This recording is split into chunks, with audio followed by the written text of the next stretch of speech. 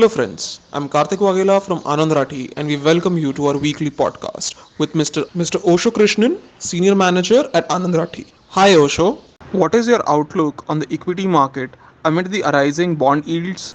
Greetings to all. The rise in the US bond yield had its own repercussions on the equity market that we have already seen in the previous week, wherein the volatility index India VIX surged to its resistance zone of 26 in the last couple of days, concluding it to be a very high volatile event for the equity market. Even on the front of FIIs, we have witnessed quantifiable outflows from the past 2 days. Being specific about our domestic market, we have seen some whipsaw movement in the benchmark index Nifty 50 on weekly basis. However, it finally settled on a positive note with gains of around 2.8%, while the volatility is likely to remain on the higher side amid the global cues and the lineup domestic events such as February inflation rate and industrial production in the upcoming truncated week. From here, looking at the technical parameter, where the Nifty is hovering near to the 150% of the Fibonacci retracement, which is placed around 14,890 levels, we could expect Nifty to respect the same, while any correction from the said level could plunge the index towards the previous high of 14,750 odd levels, and further it could drag the index towards 14,500. Simultaneously, on the higher side, 15,200 and 15,400 could be seen as the next potential resistance.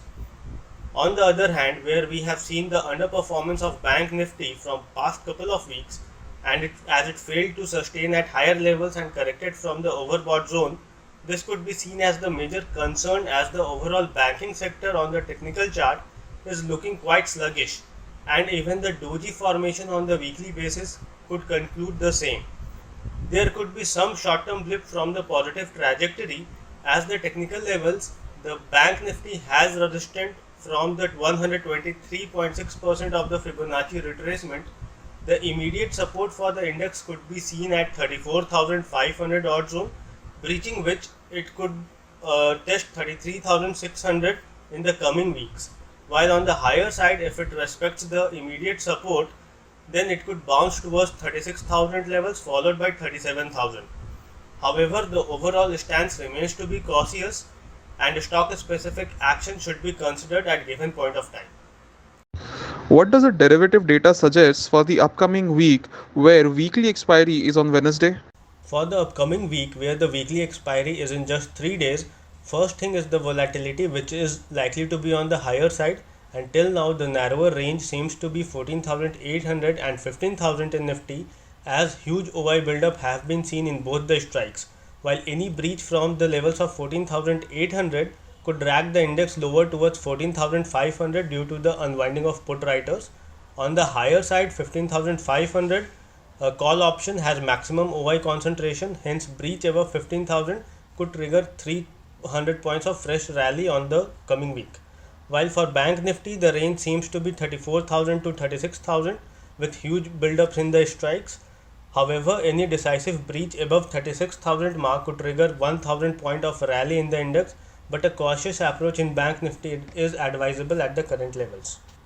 At present, which sector or stocks should be the prime focus for the short term investors? From sector specific, cements, power and FMCG could be the prime focus for investor in the coming future.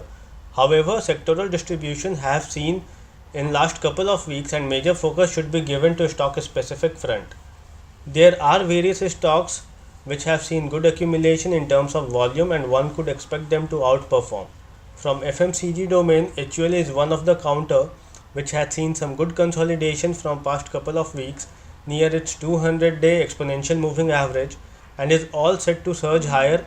The major support is placed around 2120, while the potential upside could be seen around 2300 and 2340 in the near future.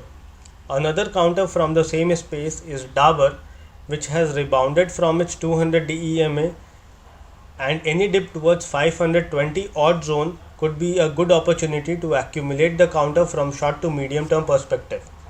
Even from the front line, Maruti is looking very strong, as it has been placed near the crucial support zone of its 200-day exponential moving average on daily chart, and by looking at the historical data, it is expected to surge higher in short to medium term perspective.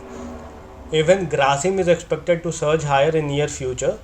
From the power sector, Tata Power and NTPC should be kept in focus. At the same time, it is advisable for the trader to remain cautious as the volatility in the market is edging higher and focus more on stock specific front. Thank you.